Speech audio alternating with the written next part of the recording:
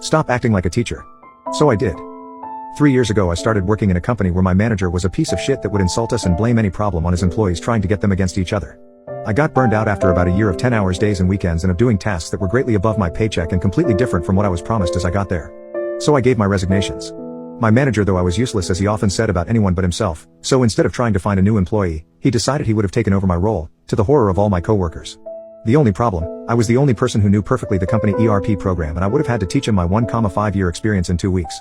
As I started to teach him, he got more and more frustrated and terrified by the amount of workload that was coming his way and started to insult me even more, but I was still trying to teach him the best I could for the sake of my coworkers.